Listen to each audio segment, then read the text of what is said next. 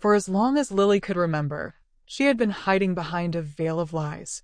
It had started innocently enough, a casual conversation online with someone who seemed so genuine, so kind. His name was Ethan, and he lived thousands of miles away, across the ocean in a place she'd only dreamed of visiting. They met on a small forum dedicated to their shared love of literature, and quickly became friends. She was an open book to him. At least she thought she was.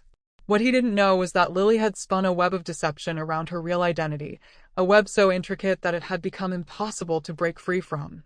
The lies had started early, small at first, like how she claimed she was older than she was, or how she mentioned she was studying at a prestigious university when, in fact, she was still figuring out her path in life. As their conversations deepened, so did her fabrications. She began to tell him that she lived in a different city, in a different neighborhood, in a different world. She painted a picture of a perfect life that was far from reality.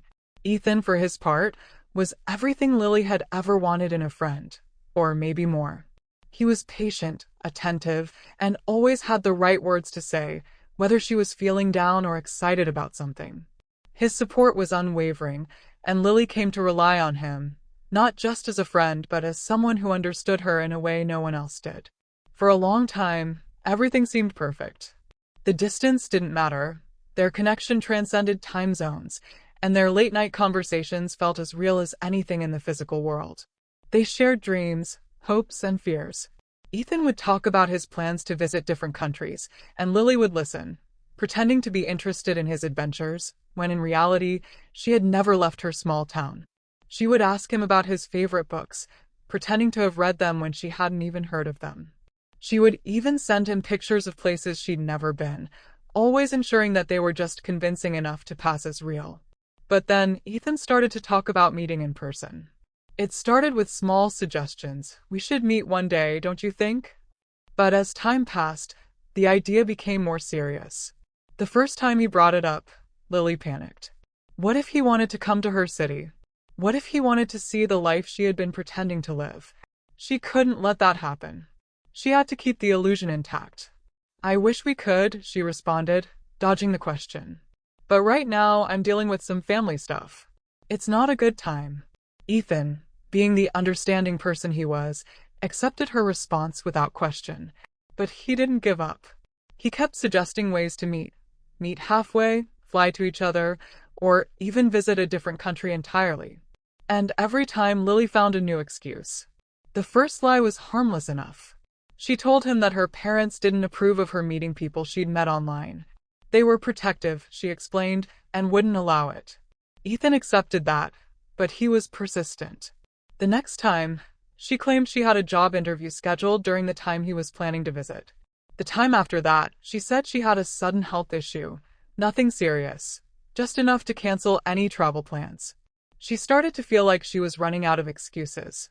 But still, she found a way to keep him at arm's length. Then came the day when Ethan told her he was coming to visit a nearby city, just a few hours away. He made it sound so simple. I'll be there next weekend, he said, and she felt her heart drop.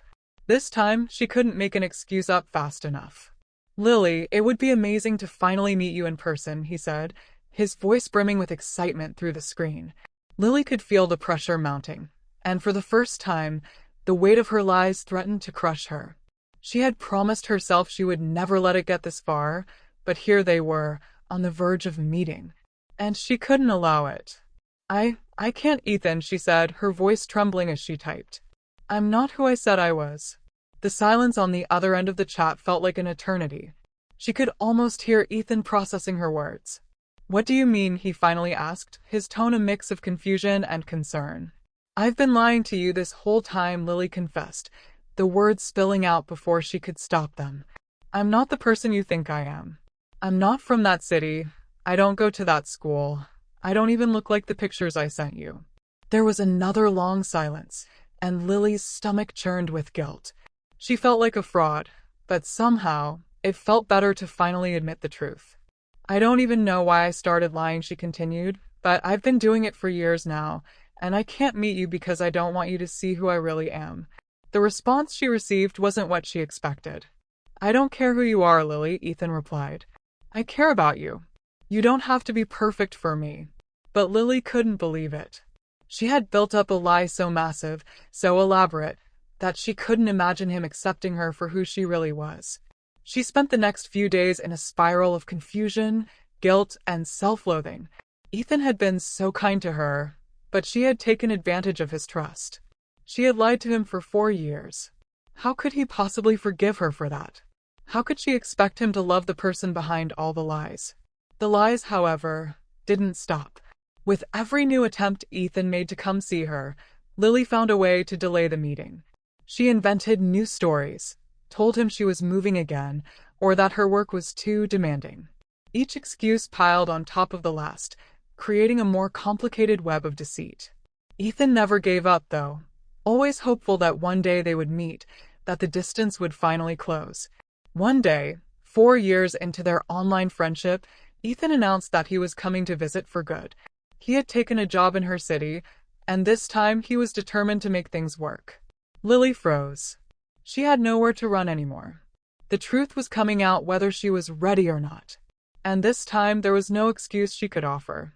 "I'm so sorry, Ethan," she typed, her hands shaking. "I can't do this anymore. I've been lying to you for 4 years, and I'm not the person you think I am.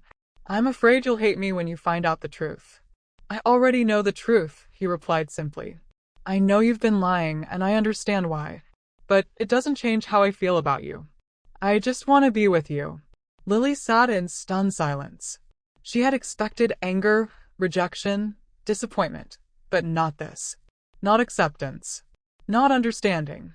And for the first time in 4 years, she realized that the distance between them wasn't measured in miles. It was measured in trust, in vulnerability, and in the willingness to let go of the lies. Lily took a deep breath and typed the words she never thought she would say. "I'm sorry. I've been hiding from you and from myself. But I want to meet you. I want to be the person I've always been with you in my heart." Ethan's response was simple. "I'm here. I've always been here." And for the first time, Lily believed him. The day they finally met was nothing like Lily had imagined. There were no grand gestures, no elaborate plans. It was just two people, standing face to face, finally free from the lies that had kept them apart. And in that moment, Lily realized that the only thing that truly mattered was the truth.